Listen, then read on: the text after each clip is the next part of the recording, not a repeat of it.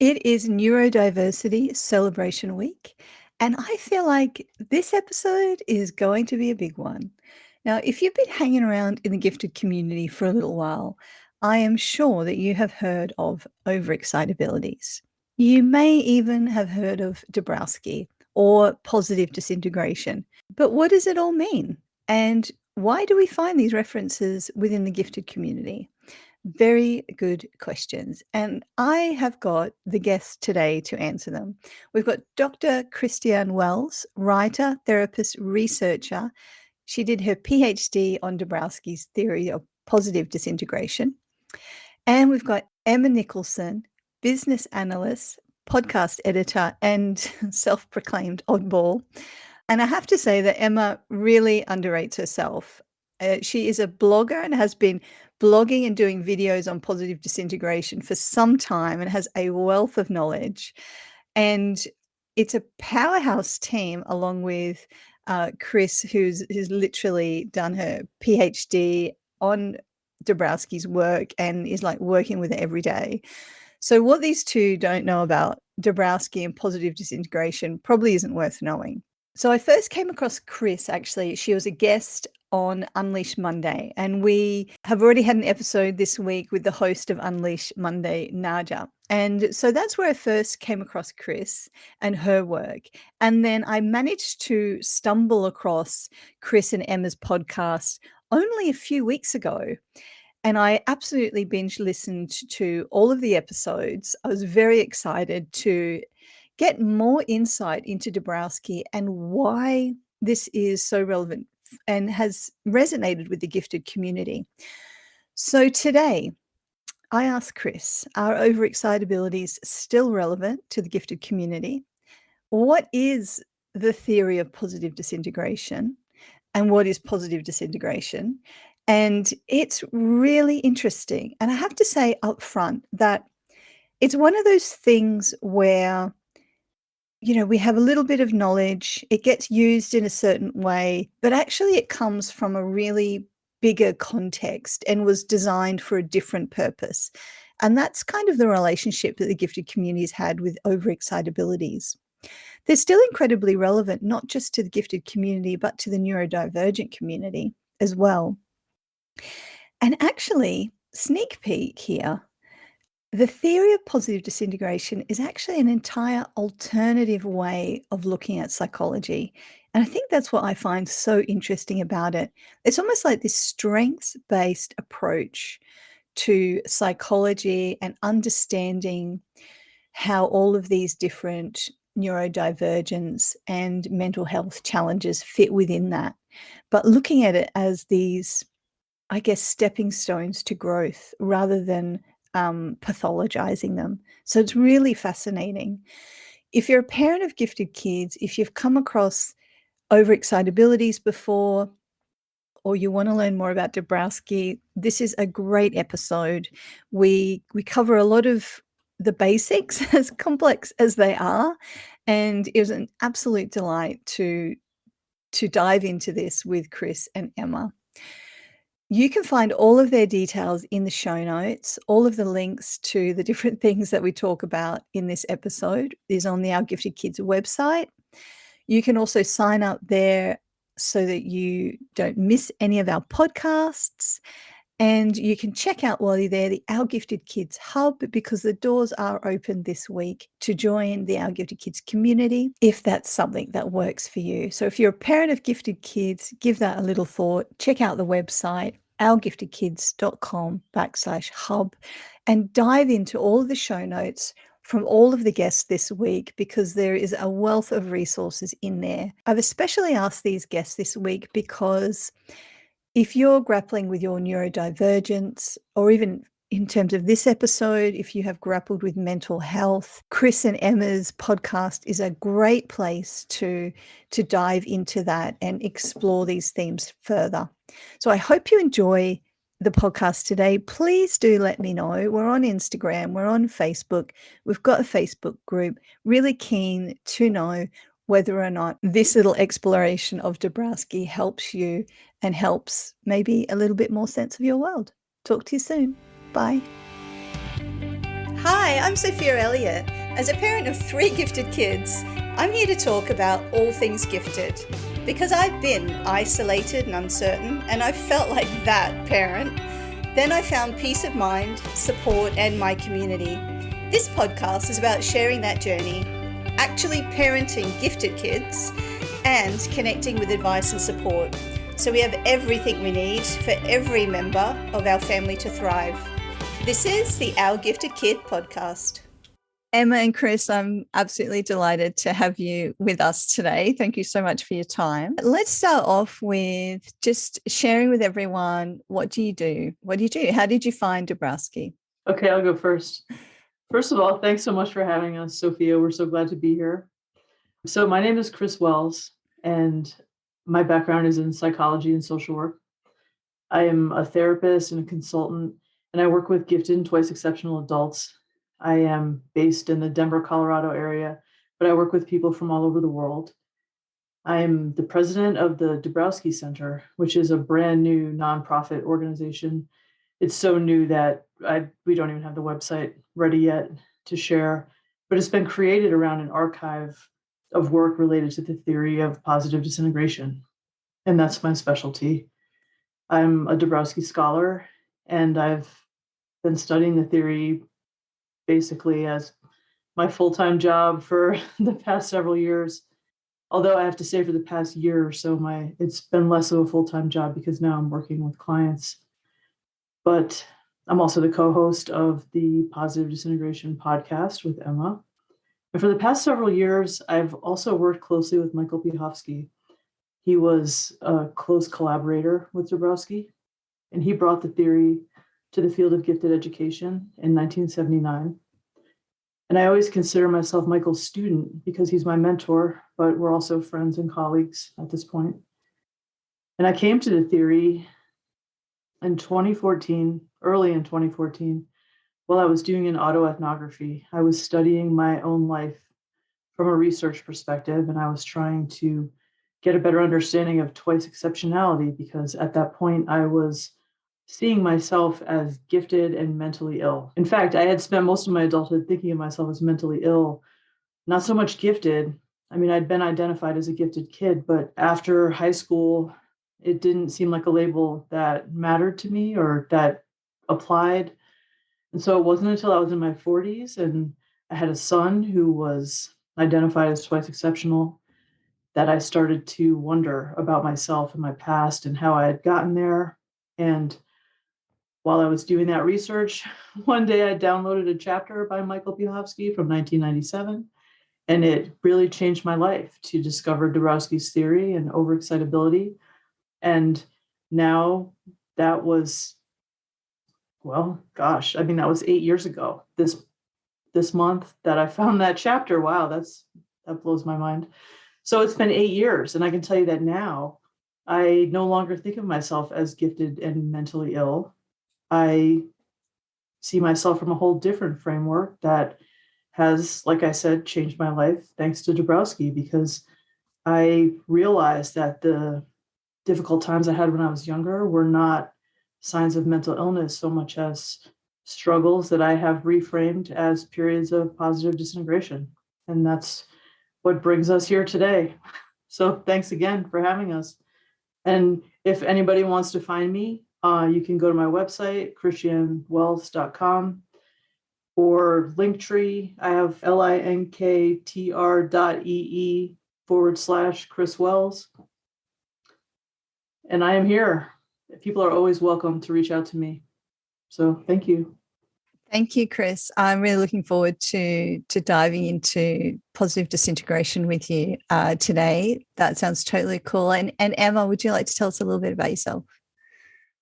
I'm the average Joe half of the little dynamic duo that is me and Chris. So I'm actually a business analyst who lives in Sydney, and I found out about overexcitabilities a couple of years ago quite by accident. I tried creative writing when we had those big bushfires at the end of 2019, and I accidentally fell into a dark night of the soul and this life-changing sort of moment. And in this sort of perplexed daze, I went to Google for answers and typed in something along the lines of, why does my brain feel like it's falling apart? And stumbled upon positive disintegration quite by accident and overexcitabilities. And I broke down in tears, finding the answer to who I was finally after, all this time. And I understood why I had been the way I was as a child and why I basically struggled to adult successfully, as I put it. But then when I went to try and find out more about the theory, there was a lot of articles on gifted children, not a lot on adults. And the rest was like research papers or things for academics, so people with a psychology background. Or I'd have to pay for books and empty my bank account for a bit of self-help.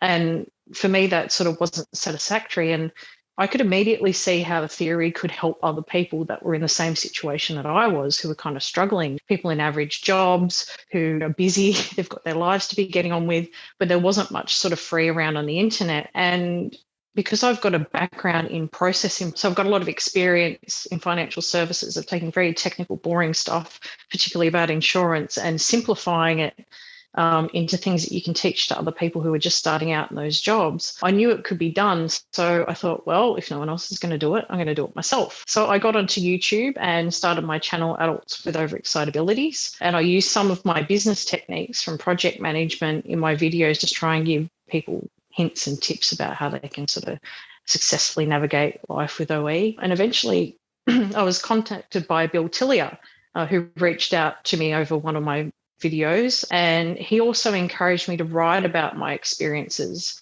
And it clicked with me that the way I found my path was not through YouTube, but by Googling and reading about it online. So I started my blog and website, tragicgift.com, and I do simplified versions of the theory there that people can easily read in a few minutes, and also blog about my experiences. And Bill thankfully also introduced me to Chris, and we got talking about our shared passion for making Dabrowski accessible and getting it out to a wider audience. And then Chris found out that I'd been editing podcasts for the past couple of years, and the rest is basically history. So I now co-host the podcast, Positive Disintegration Podcast with Chris. So it's not my day job, and I'm certainly not an expert in this, and nobody pays me for it, but I've got a load of personal experience that I can now reflect on with the theory. I know how to edit a little bit, and I've got a real passion for trying to unleash the power that I see in Dabrowski's theories.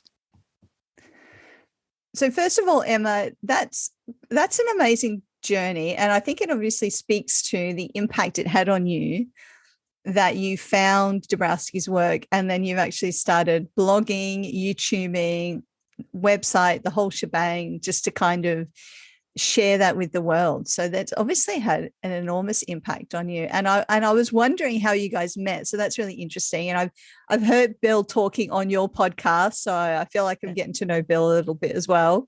And he sounds like an amazing individual, and obviously very, very passionate about Dabrowski's work. And so I want to dive into the podcast questions, but very quickly, I just want to ask Chris, you mentioned that you work with people from all over the world. And so is that as a social worker? Do you do that? Yeah. So just tell us a little bit about that, because if people are going, oh, I wonder what she does and if that's something that would work for me. Yeah. Tell us a little bit about that first. Okay. Well, in some ways it's hard to explain, and in other ways it's simple. I can only do therapy with people who are in Colorado. That's the limits of my license. Yeah. But as a social worker. But I work with people all over the world kind of as a guide or a mentor. And with those people, what I do is definitely not therapy, but I prefer it, to be honest. I'm moving away from doing any kind of therapy with anybody because I really love just supporting people on their journeys, educating them about giftedness and overexcitability and Dabrowski's theory, but also mirroring them, having conversations with them in a way that some of them have never been able to have with anybody before. It is heartbreaking to me how many adults there are who reach out to me who have never had anybody really understand them, have never been able to connect well. Maybe they have struggled to make friends. And I love working with these people and giving them new frameworks for understanding themselves and the struggles that they've had. And so, yes, I mean, if this sounds like you, feel free to reach out. Although I have to be honest that I'm at the point where I'm going to have to stop taking new clients or be more selective or have a wait list or something, because I'm finding myself overwhelmed and not able to do my writing and the other stuff that I love to do. Yeah, absolutely. And that's the challenge of finding a good support system everywhere is being able to fit everyone in. I was really excited and reached out to see if you guys would come talk to us today for a number of reasons. First of all, if you are exploring the world of giftedness, you will most of our listeners may have heard of overexcitabilities or even positive disintegration or Dabrowski. So I'm really keen for us to actually talk about what that is about, because I feel like there's a bit of misunderstanding about all that. But also what I found really interesting, and it was from listening to probably your one of your early podcasts, is this idea that it provides a framework for us to understand ourselves and our journeys, which shifts away from that idea of I'm broken to another type of journey. And I know that resonated a lot for me. And I know that that's going to be a really important thing to hear for a lot of people that I know who are going through pretty tough journeys. But also, and I think finally, it was when I was listening to that episode in particular, I think it might have been the second one, it resonated very deeply with my experience of, which ended ultimately in a kind of diagnosis of gifted plus autistic last year. But also, I think, Chris, like you said, a real kind of understanding of perhaps why I've had many of those moments throughout my life and giving some context to that. So perhaps let's dive in with who is Dabrowski and what is positive disintegration? Just a small little question. Who would like to jump in on that one? Well, Kazimierz Dabrowski was a Polish psychiatrist and psychologist who lived from 1902 to 1980. And he was a really amazing person who was extremely well educated in multiple areas. I mean, not only was he a psychiatrist and psychologist, but he was educated in philosophy, education. I mean, he just was so well-rounded. He lived through 2 world wars. He experienced a significant amount of trauma in his life, and it's very clear that his traumatic experiences led him to search for answers and for an understanding of the multi-levelness of reality, where, some people are more evolved, they have a completely different experience of reality than other people. There's so much to say about him and where he came from and how he developed his theory. And then the question of what is positive disintegration is also like a huge topic that we could spend forever on. Yeah. But I mean, positive disintegration is like the loosening or breaking up, or even like the complete breakdown of psychic structures and functions. And so your lower or more narrow or more primitive structures break down, which allows for the development of a richer or higher, more creative functions to take their place. And so positive disintegration takes place in people who have strong overexcitabilities. They are these elements of disintegration that create conflict internally and externally. People with overexcitability have, they have more sensitivity. Their threshold for frustration is lower. They have symptoms of anxiety and depression. And so these are the people who go through positive disintegration. And so it's really like personal evolution, I think, is the way that I describe it pretty frequently these days, of going from lower to higher. And the time when you're in the disintegration and you are broken down and you haven't reached that next place yet is very painful and difficult. And it can look like mental illness. Yeah. And so what I found really interesting from your podcast was gaining that understanding, because I feel as though when I've read about Dabrowski within the kind of gifted ed context, it comes up. It's just like little bits of it. But what I now understand, and correct me if I'm right in this understanding, is that it's actually just a completely alternative way of or approach to psychology, so that it's a whole other framework. And so there's a lot of benefit in understanding it as a big picture, not just kind of getting these little bits of it. Would that be right? That's right. He did take an alternative to the mainstream, even during his time.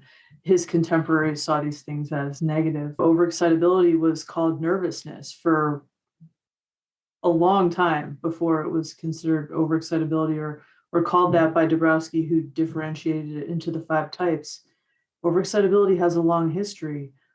And even the disintegration part, of course, the way that he saw something positive in that was totally different than the people around him. I mean, when you think about, here in the United States, the first DSM, or Diagnostic and Statistical Manual of Mental Disorders, came out, I think, in 1958. I might be wrong about that, but it was in the 50s. It might have been earlier. The next one was in the late 60s. And so this was the time when he was developing his theory in Poland and then bringing it to Canada. But he worked tirelessly.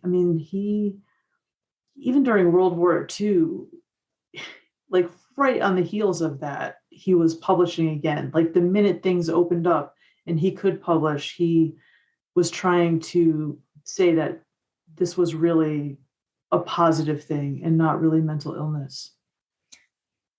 Yeah, and I think that's maybe what I like most about the theory in general, is that very strengths-based approach to these experiences. And so, Emma, for you, when you found the work of Dabrowski and Overexcitabilities, was it initially the overexcitabilities that you resonated with, or was it more the disintegration aspect? I read about the disintegration aspect first, and that seemed to explain what I was going through. But it was really the overexcitabilities that gave me license to forgive myself for who I was. All those quirky traits and things that I thought made me odd and less, I guess, were now seen through a different lens of just being different and not being broken. And I kind of liken that discovery to the tale of the ugly duckling, where he goes through his entire life believing he's basically a defective duck. And it's very parallel to giftedness, I guess, because when he's quite young, his mother doesn't think much of it because he can swim very well with the other ducklings. But as he starts to get through his life, he suffers more and more because of his difference, because he can't seem to duck properly. He can't seem to be a duck. And he goes through life believing this is what he is. And it's that revelation of not only discovering he's a swan, but first of all, he has to know what a swan is. He has to understand that there's others out there like him. And then when he realizes that he fits in this group and he's not, in fact, defective anyway, he's just different, it's very powerful. And for me, that's where all the power of the theory came for me, was that personal recognition that I fit into a group that wasn't viewing my differences as being defective. And then as I dug further, it was then the positive disintegration aspect that spoke more to me, because I was able to reflect back on my life and see those moments where I thought I just wasn't coping, as a process of really shedding off who I was in order to become who I was supposed to be. And Dabrowski talks about psychoneurosis is not an illness. So he talks about things like existential depression and anxiety actually being tools for shaking off all that socialization. So when Chris talks about the loosening of structures, it's really throwing off everything that you've been taught to be, by society, by school, by religion, by parents, telling you these are the values that you're supposed to adhere to, and realizing that can fall away and you you have an opportunity to build yourself and decide who you want to be and what values you want to have. And so as I got through the dark patch and had that recognition of myself in OE, and it was able to sort of come to a bit of peace, I was then able to use the theory to go, right, now I have this opportunity to build myself into something else. So it was really like a two-phase thing. And that's why I kind of think overexcitability has a little bit of power, because it's easily identifiable. Like you can recognize yourself within it in like a 5-minute read. And once you understand that and it gets you in and gives you license to forgive yourself, you can then dig into the positive disintegration aspect and go, right, now what do I do with my life and how do I build myself back up again? Is positive disintegration, that journey, reliant on being someone with overexcitabilities? Yeah, for Dabrowski, it definitely, it was people with overexcitability. And it was the people who don't have overexcitability, who don't go through positive disintegration. And so he saw that you see in certain developmental periods like puberty or menopause that people struggle and maybe go through kind of a minor disintegration, but not really. He believed that the true serious positive disintegrations were in the people who had strong overexcitability or developmental potential, which is really more than that. It's also these dynamisms. And if you're gifted that high intelligence, your special talents and abilities, it was like a whole kind of bundle of things together that he was talking about with developmental potential, not just the overexcitabilities. Tell me about dynamisms. I don't think I've... So dynamisms. Yeah. Dynamisms are, well, he defined them as intrapsychic forces. They are the shapers of development. But there are unilevel dynamisms and there are multi-level dynamisms. There's levels of everything in Dabrowski's theory. So there are only 3 unilevel dynamisms, ambivalences and ambitendencies. And the second factor, it would take too much to explain all these things. But then there are many, more than 20 multi-level dynamisms as well. Some of them are familiar, like guilt and shame. Some of them have names like positive maladjustment, a little more difficult to explain to people, or like dissatisfaction toward oneself or with oneself. I mean, we all understand being disgusted with yourself because you've done something. And so these are the things that drive us to change and do better. And so the ones in level 3 are all very, well, not all of them, but most of them are emotionally charged. And you can see that they are coming directly from a strong experience of emotional overexcitability. And so if you don't have emotional overexcitability, where are these dynamisms going to come from? Mm-hmm. You know, that's the connection. And I think in a way they're also almost like signs or hallmarks of where a person sort of is at in their journey, because if you look at something like positive maladjustment, which is really a sense of, and correct me if I'm wrong, Chris, a sense of not fitting in with society because there's something wrong with the world, not necessarily something wrong with yourself. Like there's something not right and you therefore don't fit in. You talked about dissatisfaction with yourself, so being disgusted in maybe how you behave, or on the other hand, astonishment with yourself, where you do something, you pleasantly surprise yourself with how you behaved in line with your values. So it's more, I think, than the forces at work. Like if you're observing a person and you can see those, they're kind of almost an indicator of how you're feeling about things and where you might be at a particular moment. I think with positive maladjustment too, it's like a reaction against something. Like when you see something isn't right, it's not just noting it, but taking that realization of injustice or whatever. Like in our episode on complexity, Lotta was like, she brought up Greta Thunberg as an example of positive maladjustment, and that's it. I mean, when you see that there's something not right in the world and you take a stand against it, I would say that that's a good example of that. Yep. Okay, so for our listeners, I imagine a fair few of our listeners would be familiar with overexcitabilities because that comes up in terms of explaining a lot of the traits of our gifted kids. So the connection is someone needs to demonstrate those overexcitabilities because that level of intensity is kind of an indicator of their potential to go through this journey of positive disintegration. Because the whole idea of positive disintegration is a kind of dark night of the soul type experience, but at the other end, you have that opportunity to kind of reconstruct and do something with yourself and move forward. I'm getting head nods, so I'm on the right track there. Good. Because when I was listening to your I think it was the second episode, and you're talking about the levels and that kind of the disintegration, resonated very deeply with me. And it was really interesting because you talk about the different dynamisms and kind of markers. And I think it's worth noting as well that Emma has done a blog where she deconstructs Jerry and Maguire, which is really interesting. Yeah, I have. As an example of, you can see someone's journey. And at this point, they're unhappy with themselves and what they're doing. And then there are different points in that journey. And I know for me, I can pinpoint a moment, the exact moment, and I was having a conversation with my husband.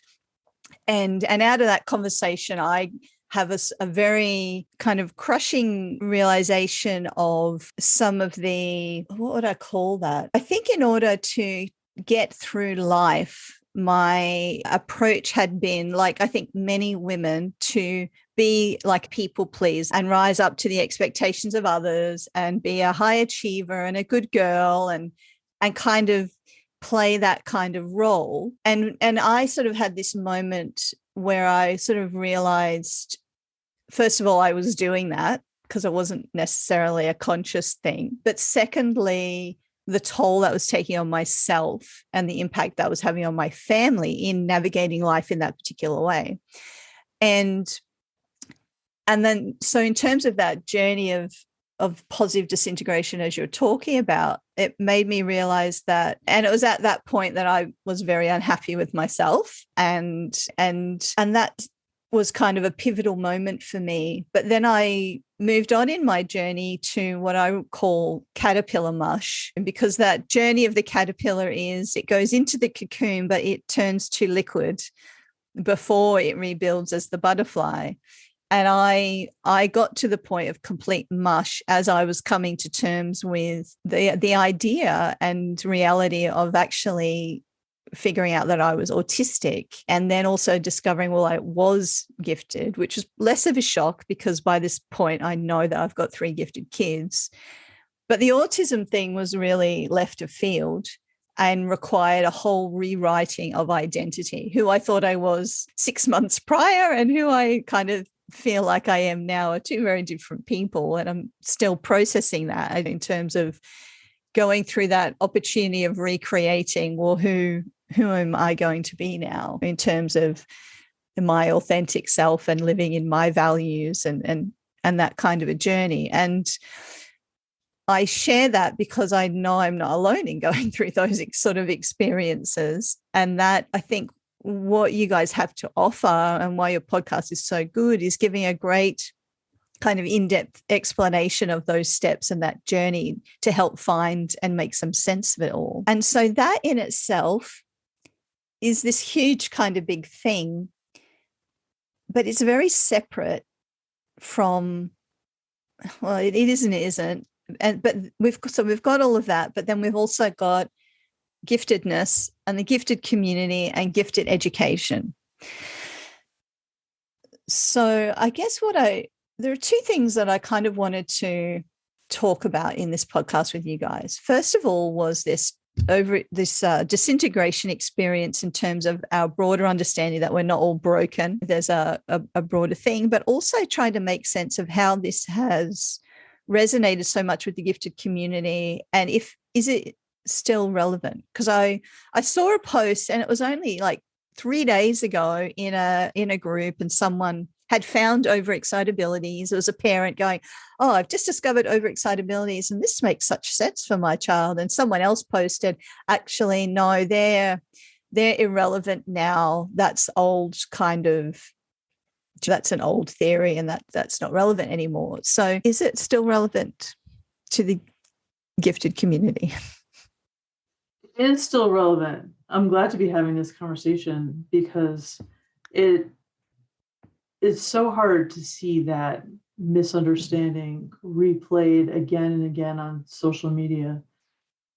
But it comes from a couple papers that came out in 2016, which were an effort to displace and, well, to remove overexcitability and Dabrowski from the field based on one woman's dissertation study, which we could say a lot about that and the level of critical thinking that goes into throwing something out of a field that's been shown to be very important to so many people.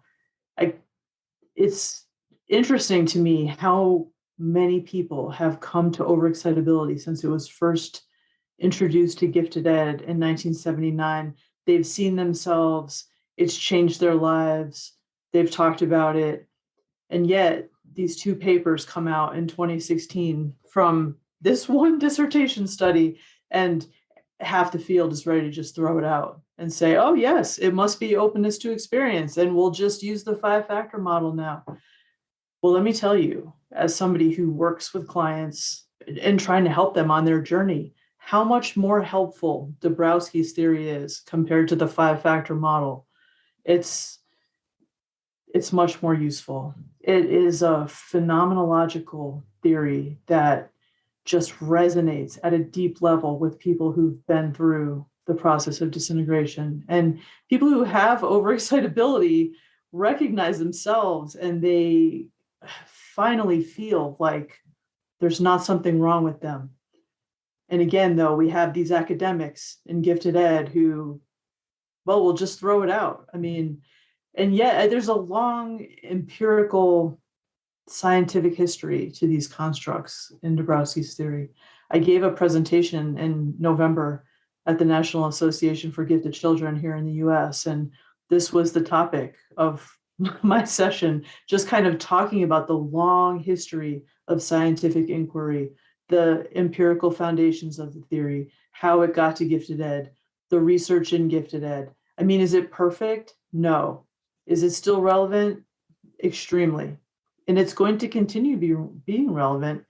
And there certainly is a place for it in the field. And so, unfortunately, though, I think it's going to take a few years for this to work itself out. And I believe that our podcasts and also writing, I've written some papers and a chapter with Michael Biehofsky. We're trying to kind of turn things around and fix the problem, but it's going to take time.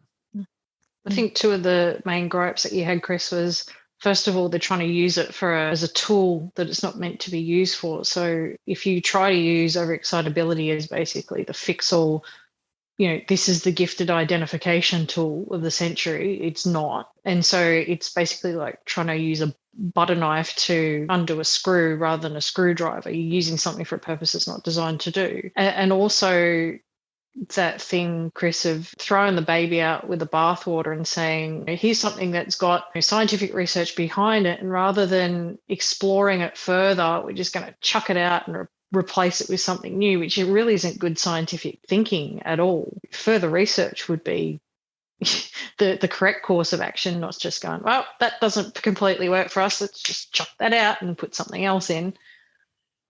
Right. Yeah. Thank you, Emma. Exactly. I mean, that's not how science works. So It's been an interesting thing to navigate. I mean, when I came into the field and studying overexcitability, it was right at that point when those papers were coming out. And that's what led me to this deep dive, because I said, well, who's right about this? There were various places where some people were defending it, some people were ready to throw it out, and I needed to know for myself. And so that's what led me to spend years figuring it out, learning Polish. Last month marked five years that I've been learning Polish, and I have spent a lot of time in the past trying to understand what Dabrowski was talking about, but also examining all the research in gifted ed, and it's still relevant for sure. And it still resonates like strongly with people, like so strongly that it reduces people to tears. So, and I'm not alone in that one. So Yeah. there's got to be something in it because people are still highly identifying with it. Yeah, absolutely. That is the truth. And people kind of look at that and see themselves and their kids, and it's providing some comfort and reassurance. So in that case, my question is, so people have, like, as you've said, people have been trying to use overexcitabilities as some kind of tool to identify giftedness, which is not what it was produced for. It's the wrong tool to do that. So how is it then related to giftedness? Well, there are many gifted people who experience overexcitability. And for sure, the strongest correlation between overexcitability and giftedness comes in the intellectual type. And it's the only type really that seems to, where you have stronger overexcitability in the intellectual area with higher IQ. That's not true for any of the other ones. And so it's the intellectual type that you are probably most likely going to see in somebody who's gifted. But that being said, a lot of gifted people have multiple strong overexcitabilities. And in the highly and profoundly gifted community, you see a lot of people who do have strong overexcitability. However, you also will see them not have it. Like, it's absolutely possible to be extremely intelligent and not resonate with overexcitability.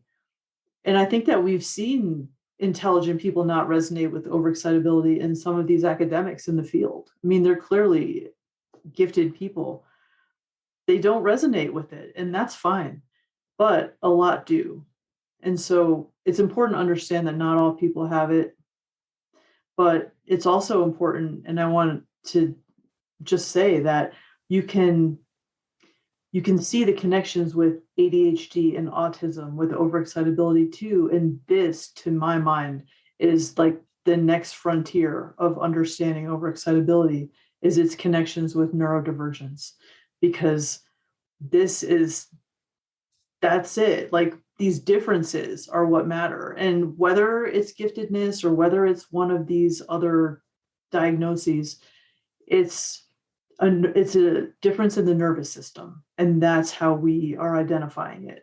So I don't have like the statistics of how many gifted people have it, but I know that a lot do. Mm-hmm. Yeah, absolutely. And yeah, anecdotally, I haven't come across anyone who doesn't resonate, but I'm going to keep an eye out for that person. But I think it's interesting what you said there. And I noted in one of the podcasts, you also mentioned that overexcitabilities. And what I took from that was, if I kind of imagine it as an umbrella under which you have neurodivergence, as opposed to just being connected to giftedness, it's more of neurodiversity in general fitting under that umbrella of overexcitabilities. And like you say, connecting those dots or finding those similarities of traits between giftedness and ADHD and autism and various things, anxiety and depression, which I think is really interesting and really important. And it's great for me as well, and hopefully listeners, to understand that this is a highly complex theory that involves all sorts of things that the gifted population, or a lot of, have resonated with, but not that it was written like for giftedness or anything like that. It's just kind of been one of these things. Right. You can understand why people were excited in the 80s and 90s with the idea that they would be able to identify giftedness with overexcitability. It makes sense that would have been cool if such a thing had been possible. But instead, we have to be grateful for the fact that research was done, and we can see that that wasn't true. I mean, this is, again, how science works. We study things and then we revise our understanding of them and we study them some more and we can continue building. And that's what we need to do now. We need to take our modern understanding of what it means and learn more about it and create new instruments and find new ways to apply the theory and practice in a way that really helps. At the end of the day, that's what matters. Yeah, absolutely. Absolutely. And I think what I found really interesting, and we've kind of talked about this already, but just that idea that it helps us to understand not just neurodiversity as such, but also, like in your podcast, you talk about anxiety and depression. I'm fairly sure bipolar comes up, and that whole range of mental health challenges as such. And Dabrowski had a very different opinion about those, like you said earlier, about nervousness and anxiety and overexcitabilities. He sort of connected those things, and I think it has a really powerful place in terms of helping us to not feel, that we're broken, that there's something wrong with us, like we're not doing life properly, and kind of putting those mental health issues and challenges within a context of a larger going into a cocoon and coming out the other end at some point. And I think too, because I know this is something even through my workplace training, which is starting to be a new message coming out when we talk about mental health, is the idea that even if you're going through these things, like you may be going through a period of depression or anxiety, it doesn't mean that that's not forever. It's not like once you are this thing, there's the label, it's stuck on you, you'll never get rid of it. Like mental health is a thing that goes kind of up and down, and a lot of it's not even from you, it's from external circumstances and stuff. So I like not only the idea in Dabrowski's theory that you're not necessarily broken, but even if you are experiencing these things, it doesn't mean that you have to completely identify with them, but you're not identifying with it forever. Like it's not stuck on you and it's never coming off. Yep. Yeah. But the problem for me was that I had been diagnosed with bipolar disorder. And that is one of the disorders where you're kind of encouraged to think of it as something you're never going to get better from and that you're always going to take medication for. And I can't tell you how much it harmed me to think that way for decades of my life. It's so unfortunate that I was kind of trained in my 20s to constantly be monitoring myself for depressive and manic episodes. Because when you identify with something so strongly, like you manifest it, like it's a self-fulfilling prophecy.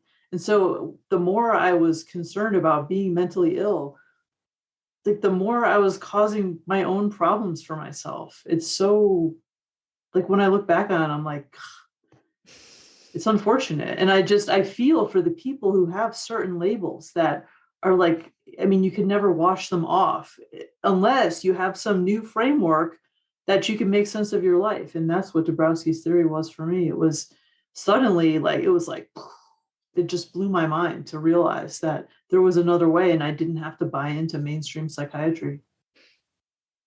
Absolutely. And I think I read the book Neurotribes kind of late last year, and it's a great book.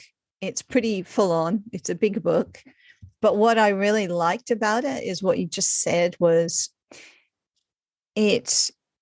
when you read it, you really get an appreciation for the history and the journey of these psychology and these kind of ideas that people have about things as a movable beast. Nothing's known. It's like, well, this is what we know now, which is so different from what we knew 10, 20, 30, 50, 100 years ago. And I can't wait to see what we're going to know in the next few decades about mental health and these kinds of issues.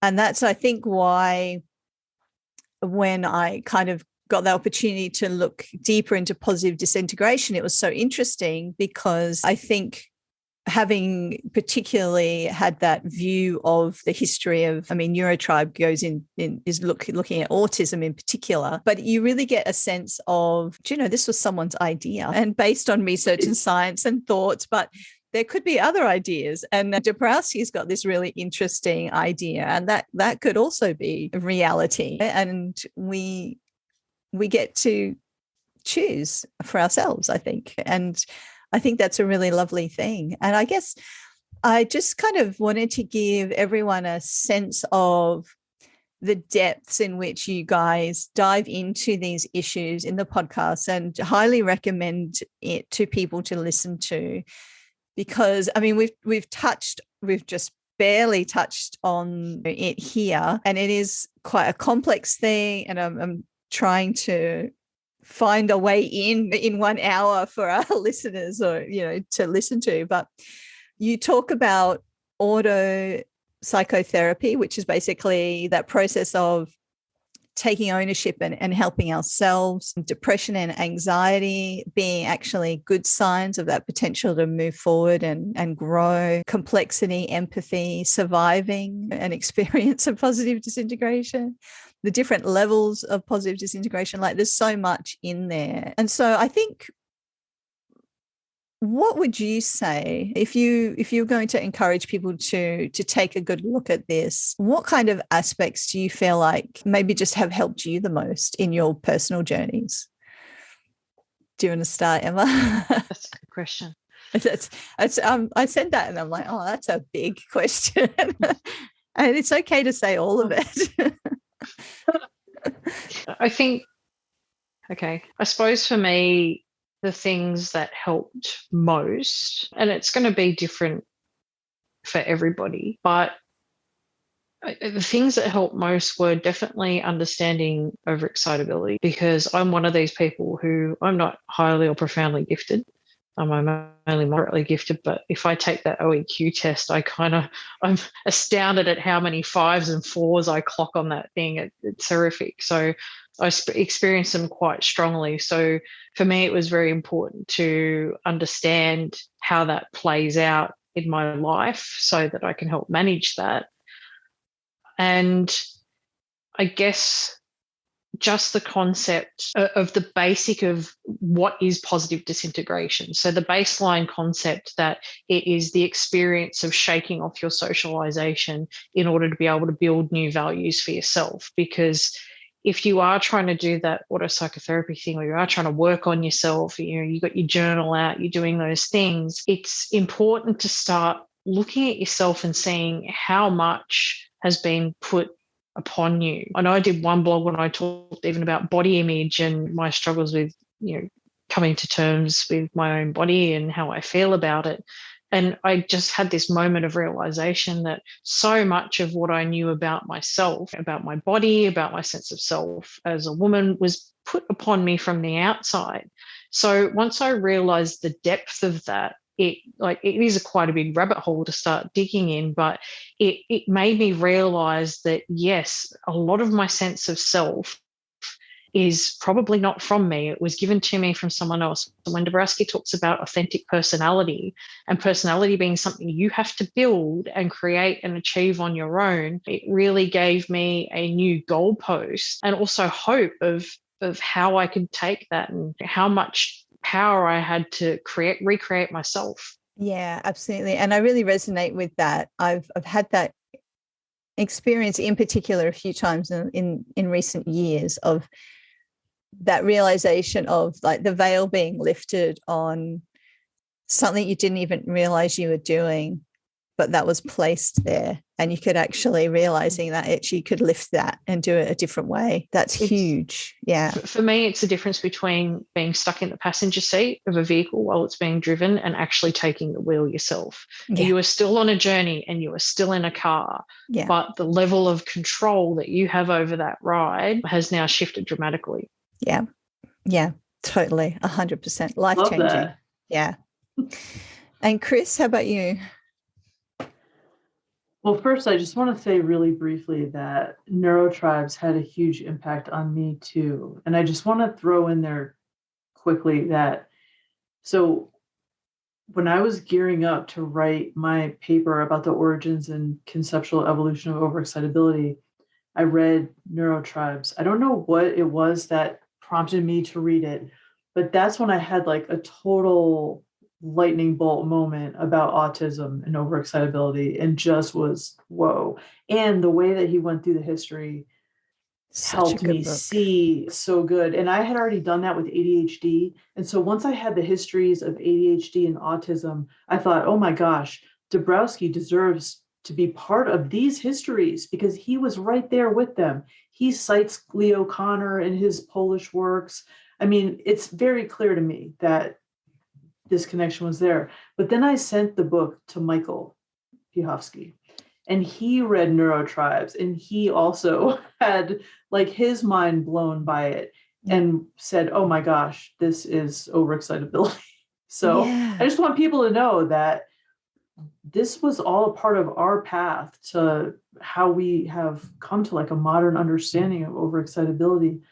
It really required opening our minds and a lens change around it when it comes to the gifted connection and encompassing these other issues and neurodiversity. So I just wanted to throw that in quick because I think it's interesting to people to know that even those of us who, I don't know, like for Michael, I mean, he is this like longtime scholar. He's had this same message, and it's this kind of work that was able to help him see things from a different perspective. And it's just cool.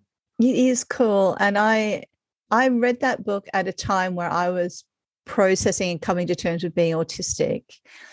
And a big part of my disintegration was I was having a very physical and emotional response, which said, like, there's something in this, like I could know, but cognitively, what I knew at that point about autism wasn't matching up with what I thought my identity was.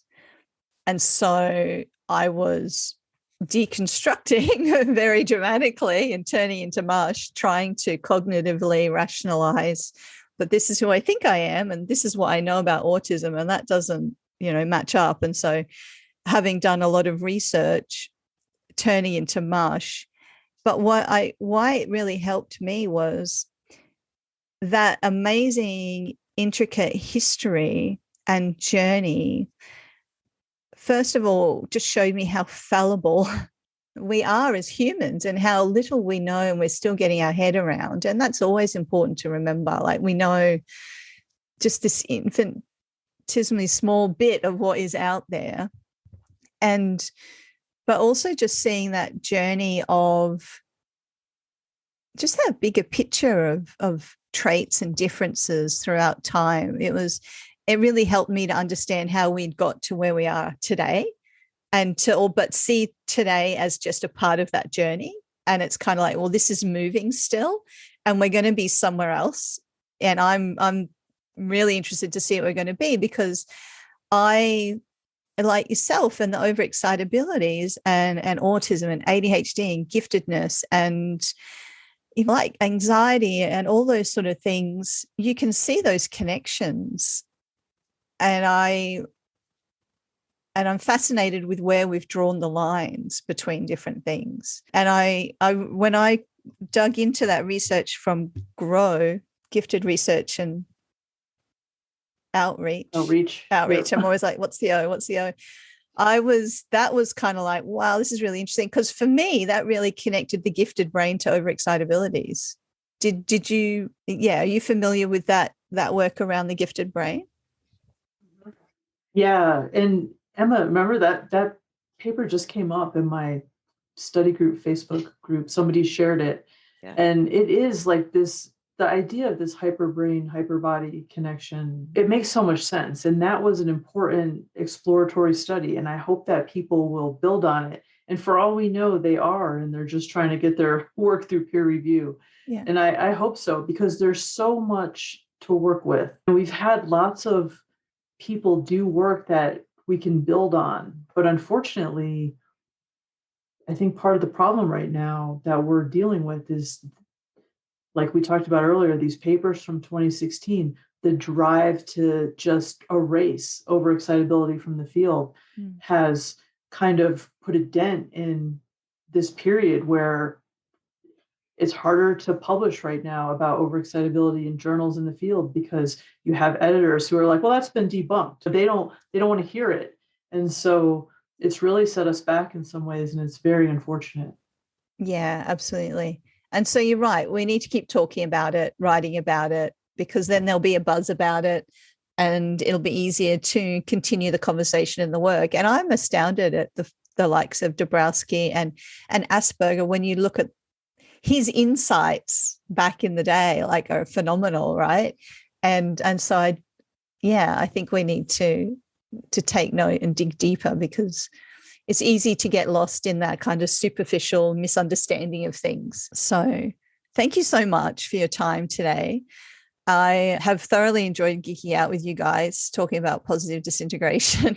And I'm really hoping that our listeners have definitely got a sense of the complexity, but also how maybe it's come to interact with giftedness and gifted edge, but also more importantly, how much it has to offer us all in terms of understanding our journeys, and just encourage everyone to listen to your podcast and really kind of get into that, because it's been really awesome. So thank you so much for doing that work and putting that time and energy into it. Like, I think it'll have a huge impact on people. Yeah. Thank you. And thank you for doing this work. And now, I mean, we have to have you come on our podcast so you can talk about your experience of positive disintegration, and you can talk about the experience of being autistic and how overexcitability looks for you, because this is, to my mind, what is missing in our research, is that we know that people have overexcitabilities and they have these other exceptionalities, but we don't know how they look and in what combinations. And so this is really important. And so we hope that you will join us and that we can keep getting the word out. I'd be absolutely delighted to. Thank you very much. It's a really kind offer, because I think, like yourselves, like Emma, I've just loved hearing your story, and Chris, your story as well. And I believe very much in the power of sharing our stories, because without that ability to resonate with someone's stories, how do we know what our lived experience is? I just want to say thank you to you guys for sharing your journeys as well. It's really great to thank you for having us on. It's been great, and thank you for allowing us that opportunity to share our stories, because I think both Chris and I are of the opinion that it helps one person out there. If they identify with something that's said, it helps them on their journey, then, every time you share, it's well worth it. So thank you very much for having us on. No, it's been lovely. Thank you so much. If you enjoyed this episode and it inspired you in some way, I'd love to hear about your biggest takeaway in the comments. For more episodes, you can subscribe, and to help others find our podcast, please leave a review. You can find show notes and more resources at ourgiftedkids.com, and connect with us on Facebook and Instagram. See you in the same place next week.